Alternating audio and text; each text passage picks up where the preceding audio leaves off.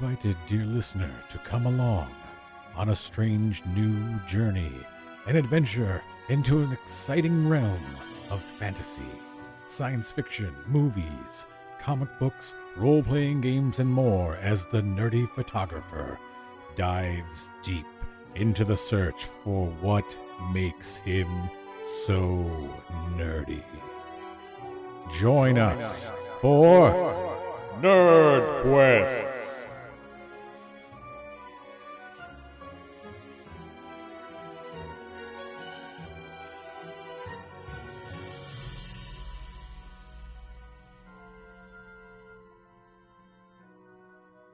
Web starts and goes from there. It's like, and making choices. I love that they're like the way to get a new ability has to be something like far enough away from yourself as you are now. You have to make a really crazy choice.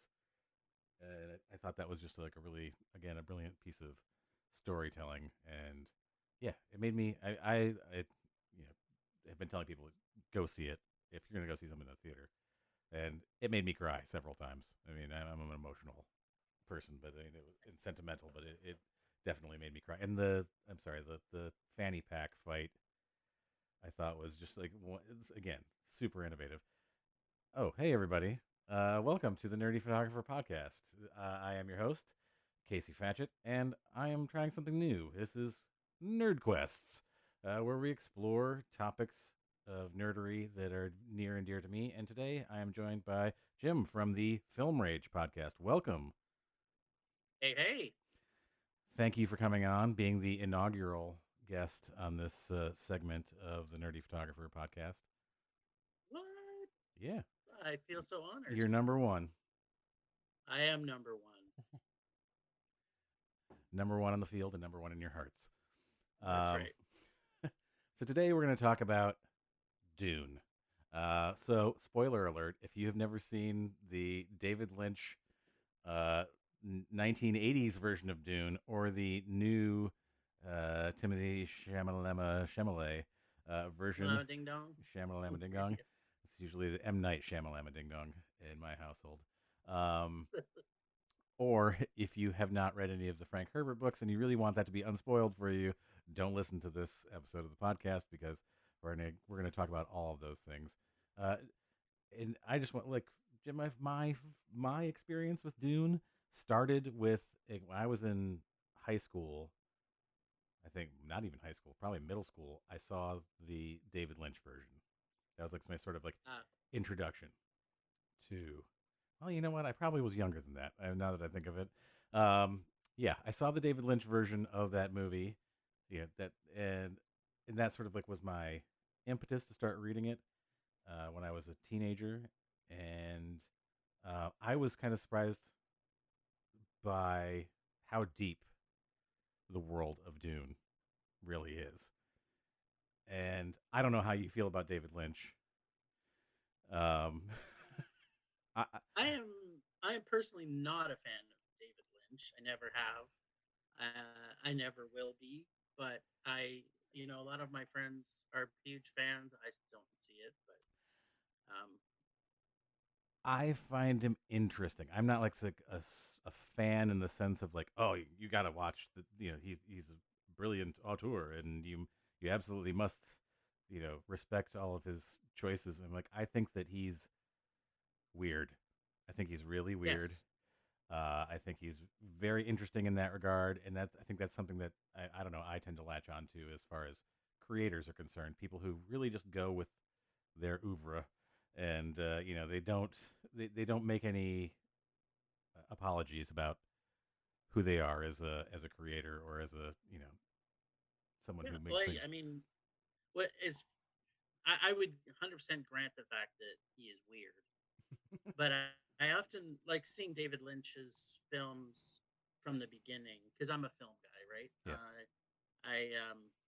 I never latched on to anything because I'd seen a lot of other stuff prior to Lynch that would have made me feel either the influences were coming from somewhere, and that when I started to see Lynch in his early films, for me it was much more about he's almost being um, artsy or weird for weird's sake. And I always felt that from very beginning. I didn't feel he was as weird as like you think Andy Warhol Right. and he's weird, Or John right? Waters. I think that Or John David Waters, Lynch is yeah. kind of like I don't know, more of a I attempt to be, I don't know, gore or something, thriller John Waters. I don't know, like that sort of like, more tension John Waters, in my opinion. It just feels like, that he's kind of like this sort of uh, parallel universe version of John Waters in a lot of ways. Maybe. I mean, I find um, there is stuff of his I like. I really like the Elephant Man. Yeah. I thought he did a pretty great job of that. Um, and I did like the series Twin Peaks. I like the So first one. The first yes, exactly. the I like first the round. first one. The Yes. first round at it, the second round I didn't think we necessarily needed, but the first round was definitely it was something. And I don't know his version. I don't know if you can see it above my head, but way here in the background there is a Funko Pop, Oh yeah. Paul Atreides, Kyle Okay. MacLachlan, in the back of my office. I'll probably take a picture of that for this episode. Um, but I don't know. Seeing this movie as a kid, or I don't know, young adult, whatever I was at the time, I can't remember exactly what year that came out. I didn't see it in the movie 84, theater. I think it was. I did not see it in the movie theater. Um, and thinking, wow, this is just a crazy, interesting world. But I understood the story. Like and Yes. that's the thing. Like, and that I knew what was going on in this world. For all of Lynch's weirdness, Yep. he really explains the world of Dune Yes. Yes. right I from the would agree. beginning. Yeah, I would say that too. And even Dune isn't like for me when I think weird Lynch, I think Eraserhead, Oh yeah, right? Or Blue Velvet, right? Blue Like Velvet. to me, those two are like pinnacle Lynch weird flicks. Right. I think when you make a film like Dune, and when he made it, because the Herbert books are so iconic in sci-fi lore, right? It's like he couldn't be as weird as I think he probably maybe wanted to be. Yeah, I think he wanted to be a little bit more Lynchian, and there are definitely those things in there. The cat, Oh yeah, yeah, milking yeah, the yeah, cat, like, which is yeah. not at all in the book. It's just like, what is this thing? Like, What? Yeah. or the But battle what? pug. Yeah. I feel bad because I haven't seen that movie. Um, I haven't seen that one probably for a couple of years. They I had it rewatched it on a couple of years ago. HBO Max for a little while, right before the new version came out in theaters. So, Okay. and anytime it's one of those movies, I don't know. Anytime I see it on, I watch it because Yeah, it's just so. nostalgia. Yeah. Yeah, just I don't know. Like, also, when I do recall when I was in high school, my weird friends and I, like our sect of people, we created a like dance, like an EDM dance song out of samples. Nice. We made those. It was kind of like, it sounded like Sandstorm by Darude, but this was years before that actually came out. But using like samples from the movie, like, and it's like, tell me of your homeworld, tell me of your homeworld, Usul, tell me of your homeworld, and You it's know just the funniest thing about that is me and my geek friends used to do that same thing, but not with Dune. We did it with other movies that we were watching horror movies and finding clips from that. yeah, So it's kind of funny. yeah. I mean, it was just like, it was something about, and it was all those.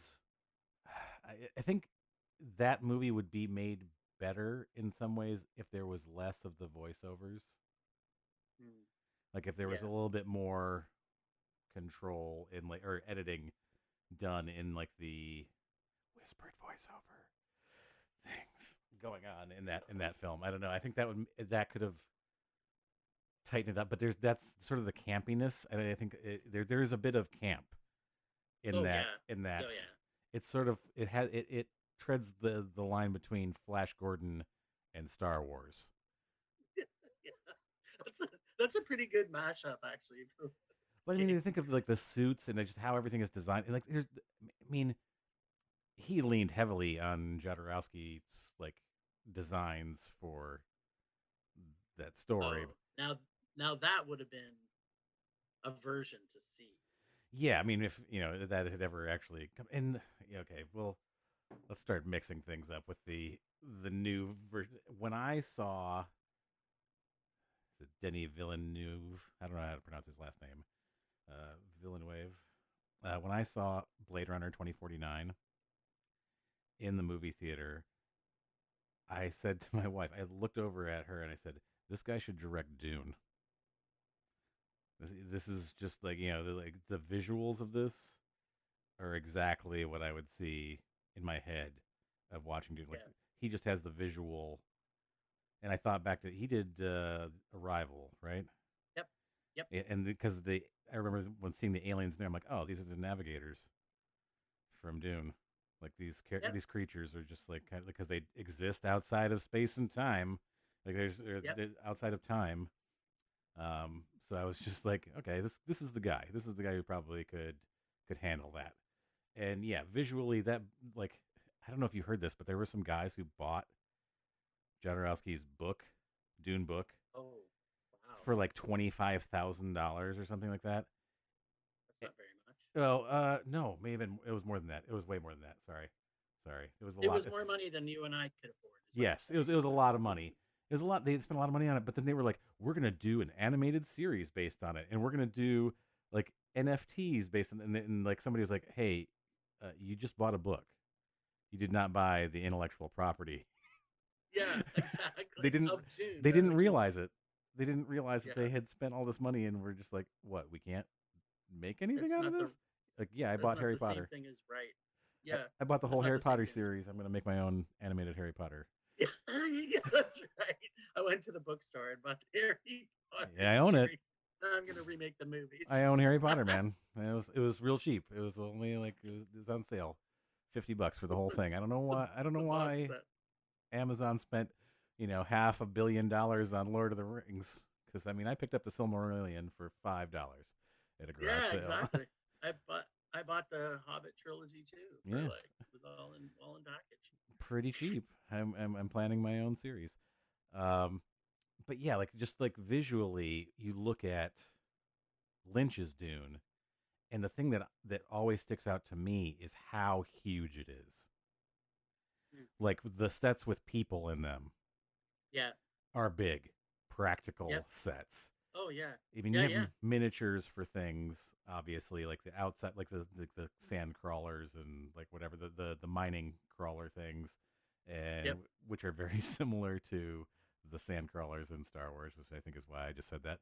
Um, they have round wheels instead of treads, but they look very similar. Um, but like just the inside, like the throne room shots and things like we've got like a cast of like 300 people, and this is like Yeah. I The don't know. budget was, I think, what kind of killed any chance for sequels off of it, right? It was, and it wasn't well received because the people that really wanted it to be amazing, it wasn't, right? So Right. The it's the and maybe to your point, they're comparing it to Star Wars, right? Like the the vision that Star Wars brought forward so many years earlier, and then you see the Dune version, and they're like, wait a minute, how could you not do the same thing that Star Wars did and just make it that much better?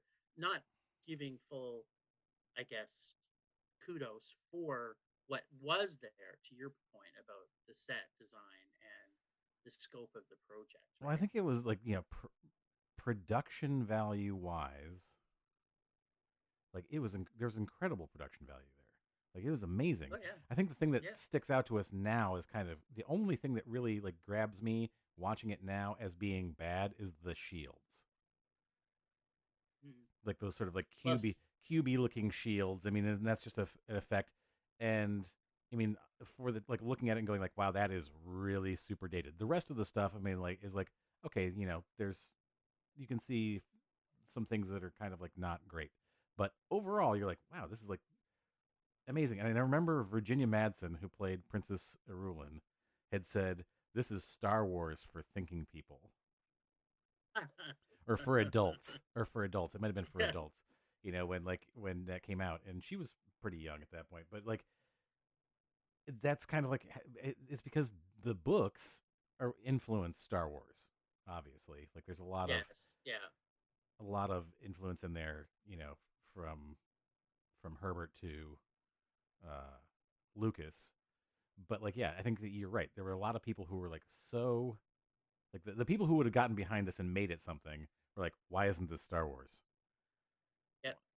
Yeah. But that's because it Yeah. isn't Star Wars. It's not. Like, No. No. Well, it already had like a following. So right, that's what makes you wonder, why was it not more successful? Because it didn't even make its money back. right. Well, Like yeah, I mean, and not in theaters especially, and that was just like they wanted some sort of like big. They wanted the next Star Wars. They wanted to make this into a dynasty where we could do, because we have all this material, and there's like at that point there a lot of books. We can do several more films and make this a thing, and it'll be great. And then it just sort of went. They thought, oh, we're investing all this money in sets and props and things that we can probably reuse in the next one when we make lots of money, and we didn't. yep. So yeah, and I think that it's really sad in a way, because I look at this and go like, I I look at the two film versions of this story, and we'll get into the newest one shortly, but like the casting in both of these movies is really good in a lot of ways. There Yep. are a lot of like great performances out of people in these films where you're just like, oh man, this is really great. But again, the thing that gets me is in comparing the two, watching Lynch's version, I immediately understood the world that I was in. He like within like he kind of tells you at the beginning, these are the houses of the Landsrod. These are like the Atreides and the Harkonnens are enemies. We're going right into the Emperor's throne room, and we're right into it. And within 5 minutes, I understand that the Emperor is backing the Harkonnens. The Yep. guild wants Paul dead. Like there's all of these things, and there's also even like a really kind of a throwaway line from the Navigator where he's like, "We just returned from Ix, lots of machines on Ix," which sets up this world which d- they're from the books and everything. That something that doesn't really become very clear in the new version is they went through this. This is us. This is not Star Wars. This is not a galaxy far, far away. This is us. These are human beings coming from Earth thousands and thousands and thousands of years later, and they journeyed out into the stars, but they had artificial intelligence, and they fought artificial intelligence. The machines had an uprising. There was like the whole Terminator uprising of the machines, and they fought them for like several generations. They had this huge war, and so now we don't have thinking machines anymore. We got to have Yeah. mentats. We got to have the Yeah. mentats, who are the people, the human computers, and Yeah. like The human computers. and Yeah. machines are like very much we're. It's the person operating the machine, as opposed to a computer that's doing the work. And I think that Yeah. you get that from Lynch's version. You don't so much get that from Denis Villeneuve's newer version. You don't like the design is there in a lot of the machines. You see like this Yeah. very like the ornithopters look like kind of like dragonflies in the Yes. new movie, and I Yeah. was like, Yeah. that's really beautiful. It's like very naturally inspired, but I'm not getting a lot of the reason as to why that's the case. Well, I guess I would pose to you, why is that so important? And the To reason me, I say that is, well, to you, but think about it. It's like Dune, the original Dune movie, is kind of spelling out for you more things, and I think I think Denis Villeneuve is a huge fan of the franchise. And I think by him doing what he did, it inspires people to go and now read the books. He's not making this movie for people who read the books and now are going to watch the movie. Although a lot of the people who have read the books have said they think he did a great job visually. But I think he's making. I think he's same thing as with Lord of the Rings with Peter Jackson. Hmm. It's like he's created this world that he wants to bring people into books, which is a big change from what we get now, which Right. is basically we're getting a ton of books that are just it's like every superhero movie that's coming out now is just like the exact same plot. Right. There's So nothing you different. introduce a new superhero that now has a villain, and then you hear his origin story, and then they battle, and then the movie ends, and then they go on to another movie that has the same story. Right? Right. It's like this is a director with his passion, and I compare it also to Peter Jackson because it's of the same sort of scope, and it's bringing visual effects to a whole new level, just like Peter Jackson did when he did Lord of the Rings. Like what was done with CGI in Lord of the Rings wasn't possible to what he'd get if we didn't have the Lord of the Rings. We wouldn't have the new version of Dune Right. Oh, because the visuals are so amazing. the this like the new Dune film is so gorgeous, and it is Yeah. absolutely like visually perfect in my sense of like this is what this world would look like. Like it just like Yes. it just feels like I just got pulled off of the page. In to me as someone who has reread the books over and over and over again, I'm like, wow, this feels real, and it has like I will say as opposed to something like even Lord of the Rings or the prequel Star Wars movies, it has weight. Everything fits together. There's no sense where the visual effects do not fit into this world where you're sitting like that. The scene where, and I have problems with the scene as a storytelling device, where Paul, like Leto and Paul and Gurney are out and they're picking the guys up from the spice crawler, Yeah. Yeah. and we spend a lot As of the one time rat. on Timothy Chalamet breathing in some spice. Where I'm like, you could have cut some of this down. Like this whole movie, I felt like one thing I have a problem with Villeneuve was glacial pacing. Like let's trim it down a little bit. I think I felt this movie could have been like 15 minutes, 20 minutes shorter. Um, but like when the sandworm comes out, you feel Yeah. like you are like, oh shit. Like this is just like you get a real sense of the weight of this and the reality of it. And you are just sucked in and it just feel like it way more so than the Lynch version where you've got kind of Yes. these like, I don't know, Harryhausen kind of uh sandworms coming out of and like Uh, and you feel like there's definitely this like, because of the effects whatever 80s like there's a disconnect between the human figure and yeah. those sandworms. This felt like it's all very Oh yeah. Yeah. integrated, and it was just like, oof, that part of it was very powerful to me. The thing that gets me is, and I agree, like listening to what you said about like him bringing people in, like kind of like you said, more of a reverse than what we usually get Yep. today. Is like Yep. I'm gonna tell you the story, you go and read more, and I can appreciate that. I just you didn't have to spend a lot of time on it. It's the one spot where I was just like, okay, you spent time on the Sardaukar homeworld, but we didn't like Piter DeVries has like no part in this movie, and he's a huge part of the book.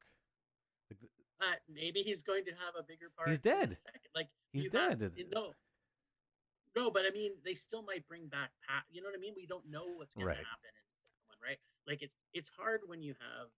Yeah, I know, but we still might see things that had brought. You know what I mean? Like Denis That can we do can that in flashback. Well, I think we'll films. see that maybe more with Fade Yeah, and maybe. the relationship between Fade and the Baron. I'm hoping because there's Yeah. a lot of great things that can happen there that Lynch didn't show either, between the relationship between Fade and the Baron. But there was a Yeah.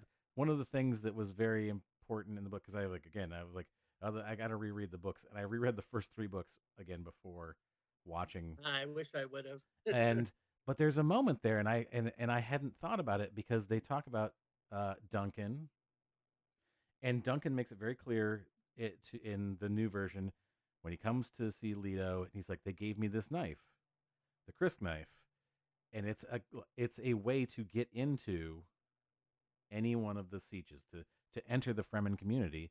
And the reason Yeah. in the book that they're like, this can never fall into enemy hands, is because Peter de Vries has blue eyes. He's addicted to melange, and like he could pass as a Fremen Yeah. and get into like, and so there's like a whole thing like, we can never allow this to get out of, like to fall into the hands of the Harkonnens. Yeah. It would be such a big deal that he would be able to like go in and like scout any Fremen community, because he could pass as a Fremen. Yeah. I mean, I think you've got to pick your battles on Yeah. how much detail you're gonna put in, Well, I mean, I because think it was. I think they have put across, at least in my opinion, they've put across the fact that the knives are of utmost importance and honor that you were granted them, right? And they're showing the Harkonnen. They're not that type of people. The whole time on their planet, they were trying to kill them all Right. the time. Yeah. They didn't want to work with them in any way, shape, or form. That was put very clearly in Villeneuve's movie, and they put across the knife. But you're right, they didn't. They could have spent 5 minutes talking about that. They See, could have. I want to go back to your point about Paul breathing in the spice. I thought that was one of the best scenes in the movie, because it's, if you contrast um, what the actual what the what each one of the cultures thinks of the spice, it's so conflictingly different, Right. right? Like the planet itself thinks of it as it's part of them, right? The spice is part of them, and it's a little bit like weed, Right. right? It's Yeah. like, whereas the Empire thinks of it more as Oil. of oil, right? So it is. It's very conflicting. It's a very film that can be brought into today's world. And when you think when it was originally written, you can see the cultures that were built into Yeah. where the alien races were inspired by, right? Like the Arabs for the home planet, right? It's like, Well, and you see, it's in there. It's like, it's literally, yeah, it's people are like, oh, it's a metaphor. No, it's not a metaphor. It's pretty much, he like, even in the later books they talk about how the Fremen culture, like the Fremen talk about like their culture back to Earth, like where, and they don't specifically say it, but they talk about like how goes all the way back to, yeah, to the home, the human home planet, and yeah, those sorts of things. And I think that what I will say, I love like that Villeneuve like does the way he shows the different cultures, the drasticness between like Harkonnen, Atreides, the Fremen themselves, the way in which they inhabit this world is so different. I mean just the world of the movie, not just the world of yes, Arrakis. yeah, Um, yeah, the only thing I think that it sort of left out to me, and I think I've read this up before, was like the Mentats, not even just Peter de Vries, but also Thufir Hawat, and what their place is in that society, and why they're so important.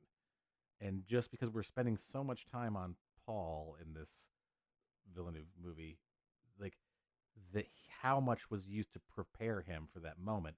Because in the books, he's been receiving Mentat training without him knowing it for years, because they're trying to prepare his mind for all, like, he would be, a potential emperor who's a Mentat. Like, no one would ever stand up to this person. There are these, spies and assassins, and yeah, like that yeah.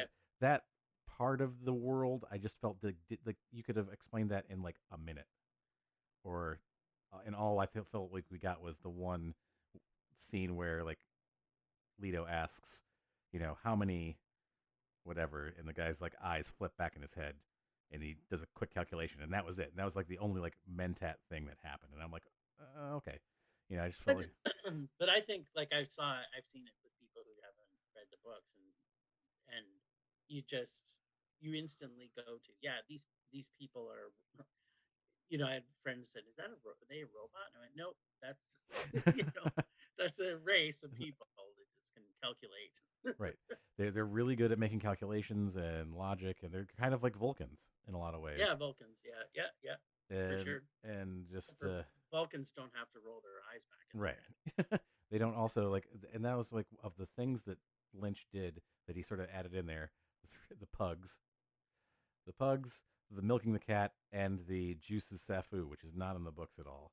Like that whole scene with Brad Dourif, where he's like, "It is by will alone that I set my mind in motion. It's by the juice of Safu that I thoughts acquire speed, the lips acquire stain, and stains become a warning." That was all Lynch. Oh Um, yeah, and but oh it's yeah. but I'm like, it explained to me what mentats are, just in that like little thing. Like I understood that these mentats, like it's all about like, because he's viewing a bunch of information in that scene in the Lynch movie.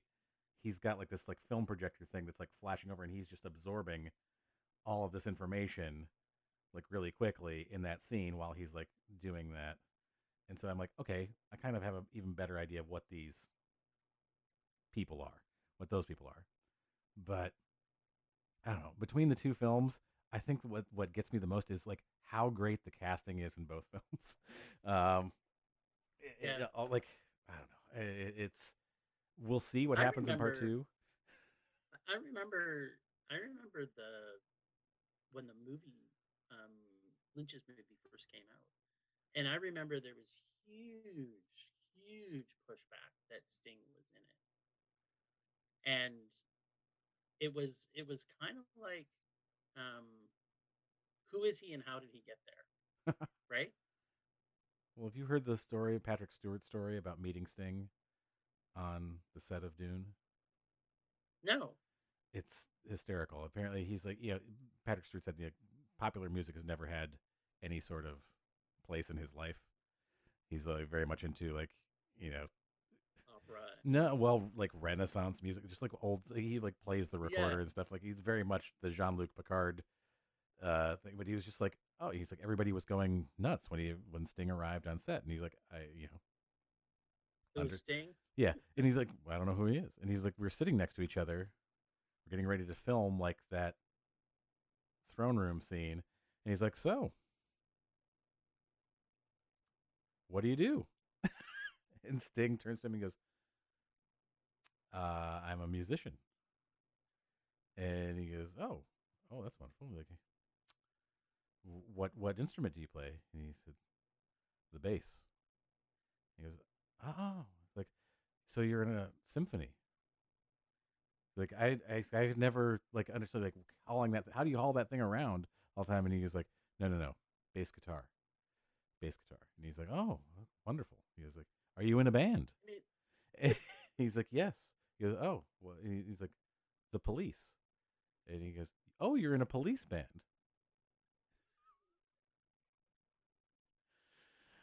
Yeah, and it's just he had no idea. He just had oh my god. no clue That who he just was. really makes him look clueless, though. I mean, Yeah, you can be not aware of who's popular, but you have to understand that. Have you heard of the Beatles, Patrick Stewart? And right. But here's I'm like, I'm like the modern day Paul McCartney. right. Yeah, yeah. And also, well, the thing was, like, Patrick Stewart got cast in that movie by total accident. They initially they wanted to call in another actor named Patrick Stewart. What? Yeah, and they didn't. But the call went to Sir Patrick Stewart, like to come in to read, and they were like, "Oh, he's great, but he wasn't the guy we were trying to call." Oh my god, that's hilarious. Yeah, but like, yeah, between him, like Jurgen Prochnow as Leto, I always loved Jurgen Prochnow, and Kenneth McMillan, I think, is perfect as the Baron. Like just so many great. Brad Dourif always scares the hell out of me, And I thought that one thing that I thought like was in the great in the Lynch version that was left out was the shout out Mapes. Linda Hunt is always amazing, and I love Oh, her. And yes. Mapes in the new one was just sort of like, and I get it, you can't. Well, but then part of me like, there's the I try to list what you're telling me, and I'm saying like, yeah, he's making this whole other world. Then I'm like, you're spending 3 hours on half of the book. Give me 2 minutes with the shout out Mapes, um, something.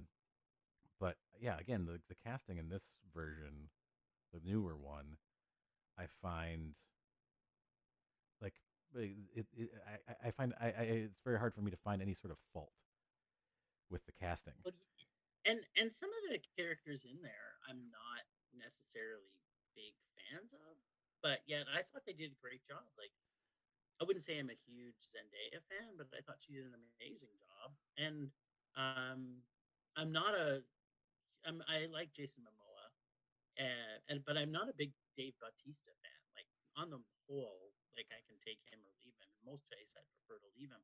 But I thought he was perfect in that role. You know who I would have cast? Honestly, I wouldn't have gone for like Bautista. You know, you ever watch This Is Us, the TV Yeah, show? I've seen a couple episodes. Toby. Yeah. Did you see Okay. the Nick? He Yeah. was on the Nick. He was like Yeah. the ambulance driver on the Nick.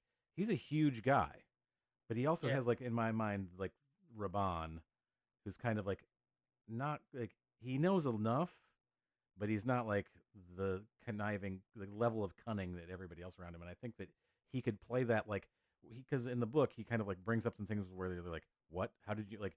Oh, I might have to write the where the Baron is like mentally like writing off like, oh, I might have to be worried about Raban. Like probably not, but like he like, has enough awareness to like say something here or there. But I thought like just physically his presence as like would have been great because he's also a huge guy. Um, Yeah. The hugeness is lacking for sure there, but I mean Dave is a solid thick dude, so yeah, it's it's camera angles. right. Yeah, they make him look taller, and I think that's one of the things like people don't get. Like he's not like super tall. No, I actually let's find out how Let's super find out how tall tall he Dave is. Batista is. But when you compare that to like I don't know, uh, Stellan Skarsgård, he's a tall guy. Oh yeah. Oh He's a yeah. huge guy, and like all the Skarsgårds. Um, Yeah, no, they're all pretty massive. Yeah. didn't Alexander recently say something about this? Was the Northman is coming out like as we're recording this? Like, Yes. he said something about being like really good looking had held him back. I think he just Yes. recently said that in an interview. I was like, really, I feel so bad for you. Feel so horrible. That, Yeah, I feel bad that you're that. Oh wait, he is 6'5" so he's what? actually pretty big. Dave Yeah. Bautista's 6'5"?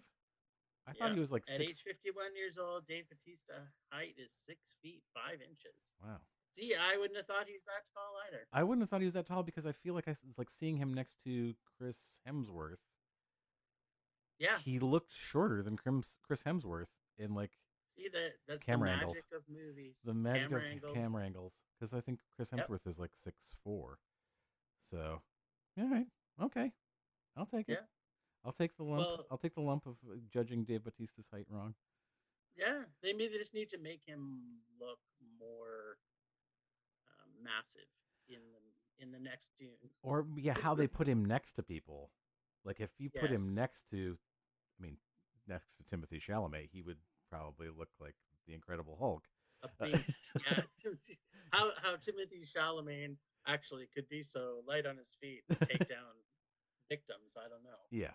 Well, and I think that is something this movie, I think the new version of Dune did really well was explaining how like the weirding way is more of like martial arts than it is Yeah. a sound device like that somehow becomes a gun.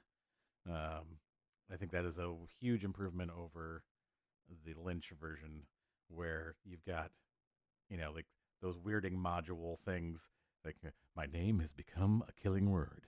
Um, where like they say a word and it just like how somehow becomes a like I don't know. I guess that Lynch thought that it was too difficult for people to understand that this was a martial art, or it was going to be too difficult to Yes. train people to do Yes. stuff to like make it. Or it was going to be too similar to the Force in some way of like Mm. in making it. Yeah. I thought, yeah, I mean, the sound, I can see why. I'm not a big believer in the Academy Awards best of times, but I thought, I've never seen a movie. Like when I saw Dune in cinemas, I saw it in an IMAX size film. And to me, it was the only way to see it. We were in the third row. So we were immersed in it. And the sound, I've never seen sound and movie You where I mean felt so immersed in it the new at the version? same time. Yes, in the Oh new yeah, version. yes. Oh And it was funny because my partner on my podcast, Bryce, hated the music. He said for this it almost destroyed the movie for him. And I'm like, how can you say that? To me, it was like I felt every single scene because of the music and the sound. yeah, the sound It was design was like incredible. so immersive. Yeah, Again, it immersive was. is the yeah. There's no better way to describe it. You felt like you were a part of what was going on, Mm, and I think that like again to go back to like I was saying about when the sandworm comes out and swallows the spice crawler, yeah, like all of this feels like like this feels real. yeah, Like when you're in that one of those experiences in the movie theater where you're like, oh yeah, like you suspend disbelief because like the sound and everything that's going on and the effects are not taking you away from the story. The effects are all complementing one another, yeah. and everything is sort of working together. And I like I said, the whatever qualms I have with storytelling for the newer movie, um, the visual and auditory storytelling is like I could not imagine anything being better. Um, it's yeah. As a like I said, reading the book over and over again over the years, and then reading it again right before the like watching that, I was just like, this feels like the world that I was just reading about.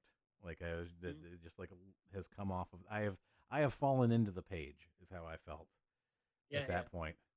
Um, And that doesn't happen very often. And like this is my biggest complaint about film.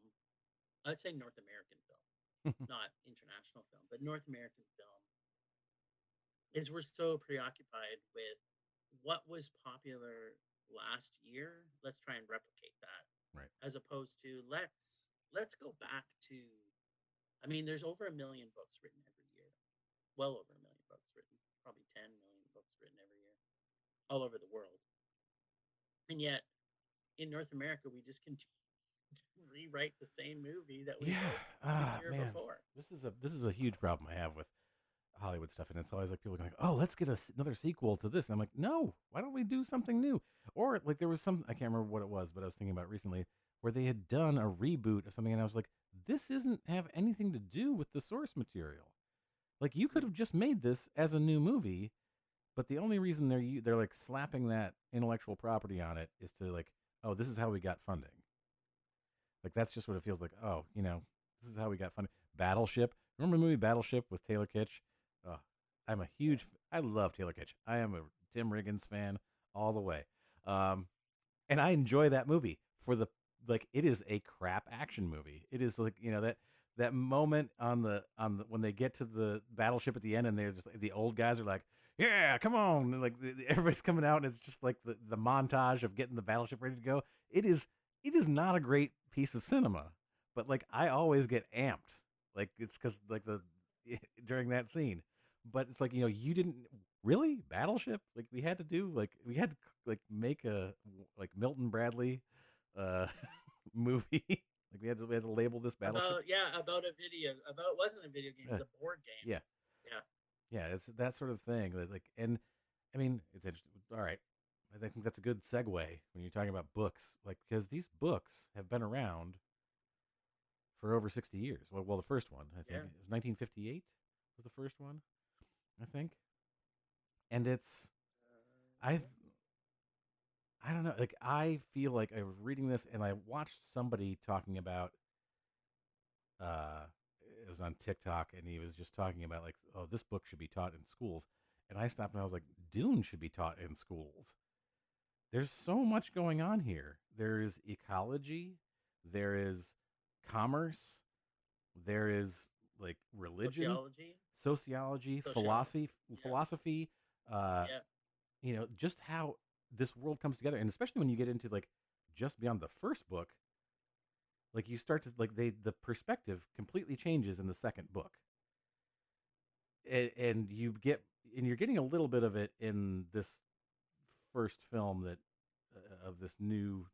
I'm guessing who knows, since Jason Momoa said he was excited to see to be a part of where things go. I think that they're hoping to maybe do beyond just the first book, where we have more Mm. Duncan Idaho coming back. As sorry, spoiler alert, Duncan Idaho is resurrected as a Gola in the Well, second.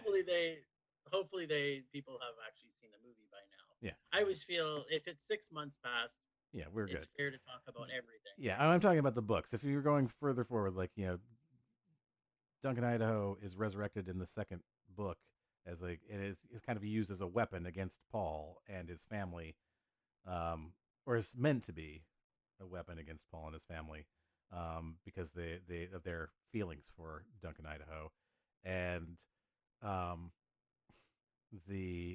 but it's the propaganda aspect of everything that went into, like, and you get more of it in the second book. The first book, you get a little bit like how this whole life or the way that Paul and Jessica escape into the Fremen is because the Bene Gesserit have been laying the groundwork for hundreds of years for the Mahdi and all these things. They've been like these legends, and like there are all these different things, and they're like, oh, okay, what story has taken root in this planet, and we kind of have to play to that, and that because that's what Jessica's like. Oh, it's like in the book, she says like, oh, this is what they learned, and like this is what has happened on this planet. She's like, okay, we gotta play the game this way to make them feel like he's a messiah character, and so that they'll follow us. And in the second book, it becomes much more prevalent. Like the perspective changes as to how awful Paul feels about what's happened, and and how he has changed the Fremen people. Because again, spoiler alert, at the end of the Lynch version, um, they're like, and Muad'Dib brought peace. He does not bring peace. Like I think we're like a third of the way through the second book, and he talks about how like he and the Fremen have killed like 60 billion people in the jihad that they forge after the events of the first book and like throughout the galaxy, and they've burned like hundreds of planets and just like spreading the word of Muad'Dib, and it's like no, not peace, and how he's like taken the Fremen away from Arrakis, and he feels really awful about it and what he's done to them. Like he's like, and who am I? Like I'm not really like this guy. This was all propaganda. Like and we're Yeah, still yeah, doing the propaganda. We're still yeah. making them think that I'm like their messiah. The But like, chosen one. yeah. Yeah, the chosen one. Yeah, And I thought that was like that is like if you're going to teach a book to people that's really going to change their life. yeah, Talk about religion and propaganda, yeah. and Well, and and the you're not economy. supposed to talk about religion in school anymore, right? No, but I'm just like let's just do like let's talk about economy because a lot of this is about like, oh, it's the economy of the spice. Like everybody Yeah, needs the spice. The spice makes the universe work, yeah, and yeah. all of these different things. It blows my mind. I mean, I don't know how many of the books did you read. Did you read I all of just them? read the first. No, I just read the first one actually. And it's funny because I liked it, and I kind of want to go back and read. I haven't. I'm. This is terrible to say. I haven't read a book in probably 4 years Uh, I'd because I'd taken a my break. life doesn't my life doesn't give me time for reading books because I'm watching so many movies. You I'm guys, a I don't know how you do it. Like honestly, you guys review so many films in such a short period of time. Like I have no idea how you do it, and that's yeah, why I completely and understand. and that's not even the half of it, right? Like that's just our regular weekly grind of movies. But I also volunteer. Well, I used to volunteer with two festivals where I'd be literally watching, All the you know, submissions. all the submissions Oof. for because I'd be helping the programming team with previewing two film festivals. I dropped down to one, but even then, I watched movies nonstop from usually the middle of October until the end of March with the festival because they have two festivals, one in November and one in April. So yeah, and then throughout the year, I don't watch as much TV because I've just become much more of a bigger fan of movies. So Yeah, you can solidly say like my wife would be like, "Have you seen every film that's ever been made?" Because I quote them like with at the drop of a pin. Um, but she, I'm like, no, these you guys, I don't know, like you're reviewing like 3 or 4 movies a week, and I'm just like, I don't, I couldn't keep up with it. As far as the books go, I have read all the books. I consider the first 4 books the only ones worth reading oh really? because to give you a sense of how this, like, I don't know if you want to hear how the story kind of goes. I feel like the first 4 books really focus on the Atreides family and Mm, like the generation of Paul and his children mm, and what happens immediately like in those like there's some time that passes. I won't get too far into it in case you want to read. I don't want to spoil it for you. Um, but like what happens with Paul's kids, what happens with Alia, um, when she's growing up, and like because she's very uh, dealing with a lot of things, which both of Paul's kids have to deal with as well. Is like being born with this memory. They're born almost like Paul becomes with like mm, that sort of like uh, I'm trying to think of a genealogical memory. Like yeah, they can remember the memories of all the people who came before them, which can be yeah, dangerous. There's a whole, and they get into the whole thing of like, the reason this is considered an abomination and why Alia is considered an abomination is because she comes out basically being, the 1,000-year-old woman. Um, yeah, and which I thought was like greatly handled in the Lynch version. I'm waiting to see what they do in this next.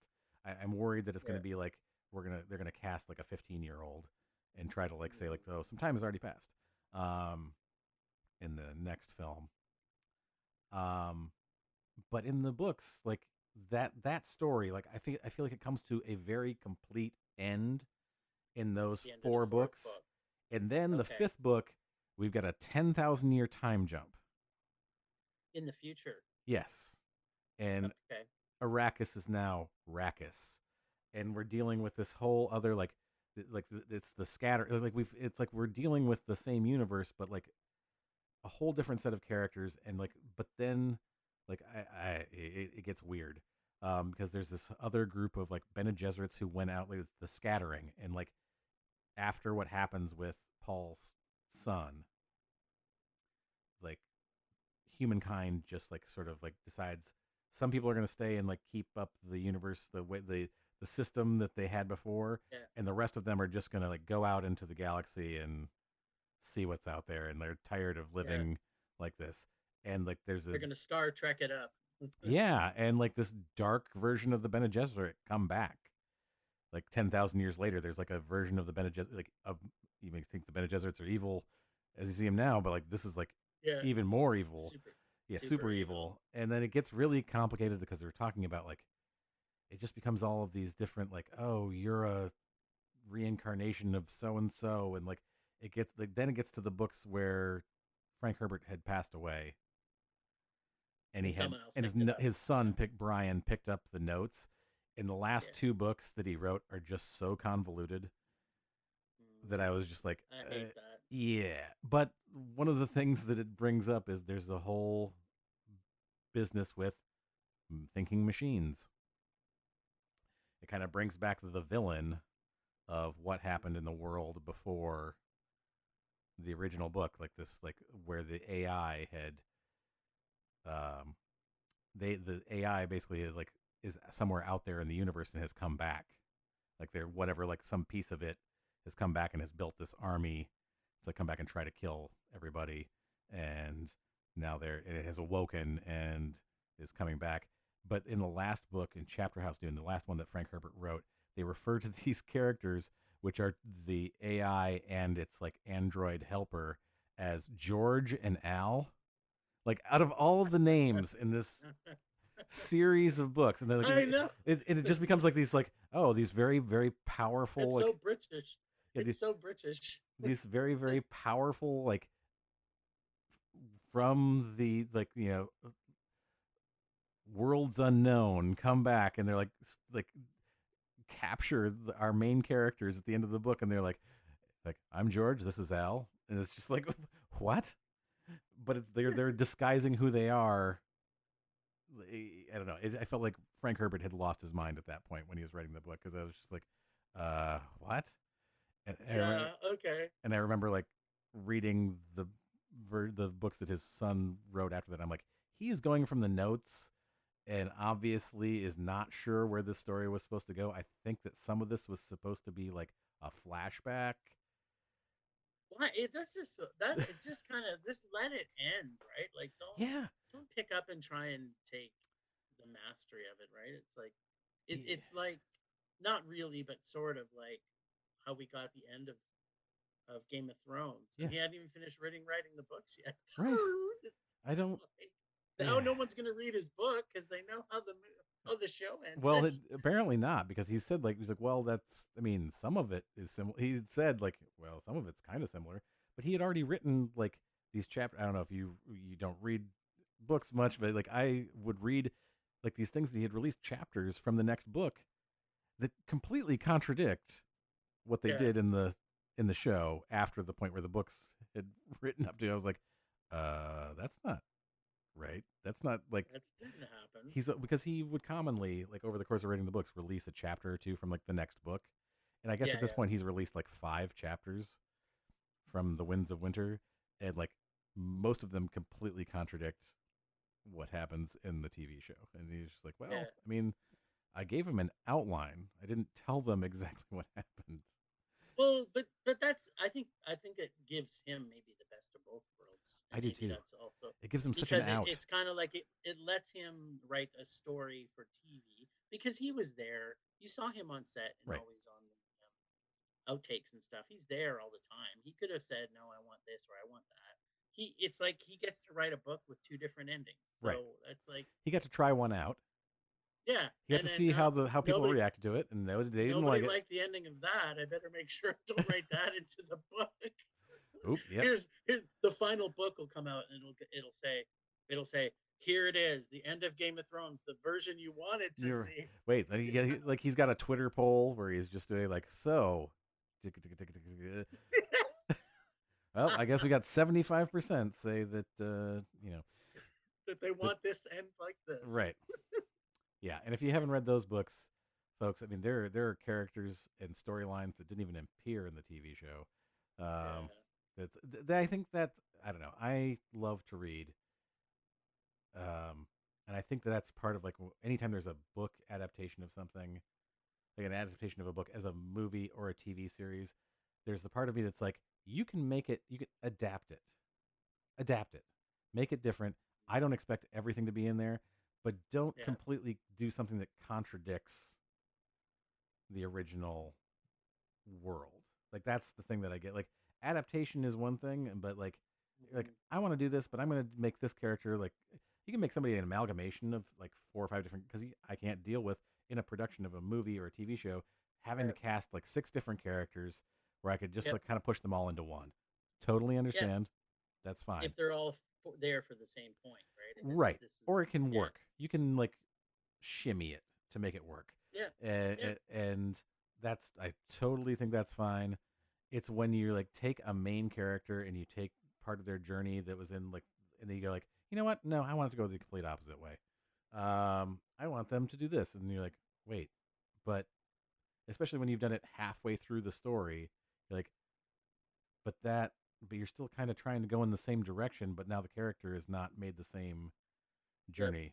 And like you were saying before, there's like so much new stuff out there that's written. Like we kind of keep getting these retreads of a lot of things, and it feels like I felt like the problem with the end of Game of Thrones felt like they were trying to remake things that they had seen be successful before because they didn't know where they were going. It was much Yeah. like the end of Lost, um, Yeah. where they were like, we're not quite sure, but we're gonna like look around and like, well, what do people kind of? Oh, well, I think that people like this. People like this sort of thing to happen. Like let's do that, Yeah. as opposed to like we're going to do. Don't do it to make people happy. Commit to something. Yeah. Make a choice. And I felt like they were being wishy washy and Yeah. trying to tread the line and make as many people as happy as possible. Whereas when it comes to those books and the way that George R. R. Martin writes, and especially and also the way that they bring it back to Dune, the way that Frank Herbert wrote, like people died, like, the Yes. characters die. He like killed off characters. You're like, oh, Duke Leto, Yep. great. Oh, Duncan Idaho, fantastic character. Whoop, he's dead. Yep. Third of the way through the Yeah. book. Well, people who hadn't read the book and watched the movie Dune, they're like, "What? What do you mean? What do you mean this person dies? What do you mean this person What do you dies?" mean It's like, Jason Momoa's character gets killed? Like it's yeah, like he can't he's die. so strong and muscular, he can't die. But he has a brilliant like, and that's the thing. His death means something. Mhm. Like Yeah. that's Well, the so does Oscar Isaacs, right? yeah. Like Though, it's I mean, it was that the tooth, like that scene from the Lynch version. Like, remember the tooth. Uh, that was that. I just love that part of the Lynch movie. He's like, remember the tooth. Um, and yeah, there's something there's brings me back to like the whole Dr. Yui. I felt like yeah. the Villeneuve's version we didn't really get a sense of how big of a deal it was for Dr. Yui to turn. Like this is like the Oh conditioning. no, that I think they got it. People Uh, got it. Like they knew he was a he was part of the family, but to me it was like, Dr. Huey, you're an idiot. If you thought you were gonna live, that's the no, thing. I don't think It's like, he wanted to see like, and I think that did come across, and it comes across in the Lynch version. He doesn't expect he's going to live. He knows that the Baron's going to kill him, but he's going to know whether or not his wife is still alive, and whether she's yeah, still but being I don't think tortured. Is I'm the sure she was going to be tortured either way. right, and she's Like dead. the key is don't turn on your family, because then Right, you could go get your family to try and rescue her. right, yes. Like that. It's such a Dumb dumb. yeah, idiot. Why? Why? He's a dick. Yeah, Dr. Huey's a dick. yeah. But I don't know. I He feel tries for to him. make up with it. He Yeah, tries to make up for it, but I saved Paul and I saved Jessica, but you're gonna yeah, die. but you're gonna die. Here's the tooth. Here's remember the tooth, Remember because the tooth. and I think that's a good place to wrap this up. Remember the tooth. That should be our Remember the tooth. wherever you go. Hashtag remember the tooth. Remember the tooth. Or hashtag Dr. Huey's a dick. Yui Yui's a dick, and it's not you is, it's Yui's. Yeah. Yui's. Yeah. I don't know. I just keep thinking of Freddie Jones, who played Thufir Hawat in the Lynch version. His eyebrows. Why were the eyebrows such a thing for Lynch in those films? Because all the Mentats had like these Yep. old Greek man eyebrows that were Well, just like he so. had to have something that didn't cost a lot of money. So go, He'd already spent the budget on set design. give me a bunch of fake mustaches and just put them on their eyebrows. That's right. Exactly. Give me the old Sam Elliott mustache and just put it on their eyebrows. Yep. Put it up there. Yeah. Jim, thank you very much for coming on to talk about Dune. Where can people find Film Rage? You can search the World Wide Web for Film Rage podcast. Will pop up pretty quickly. You can find us on social media at Film Rage YYC or on our website, which is a very robust website. That are all the movies we've reviewed on our show, Which are a lot. filmrageyyc.com. Yeah, which is a lot. And we're just heading into a film festival coming up, so they'll probably have something like 50, 60 movies we'll be watching this week. Good Lord, man. It just like I listen to you like when I'm driving to and from work. I listen. I'm like, there's so many movies. You guys watch so many movies, and sometimes I'm jealous, and sometimes I'm like, I couldn't watch that many movies. But then you'd have more time to read books. That's Yeah. why it's good for you. I'm reading books and I'm working. I'm doing this. I'm writing. I'm creating my own thing. But That's right. thank you very much for coming on our first Nerd Quest. I really appreciate it. Hey there, listeners. Thanks for getting nerdy with us, and thanks again to Jim from Film Rage for joining me to talk about Dune. I hope that you come back to listen to future Nerd Quests, and in the meantime, you can follow along with the Nerdy Photographer on Twitter, Instagram, and TikTok at The Nerdy Photo. That's at The Nerdy Photo. And until next time, stay safe and stay nerdy.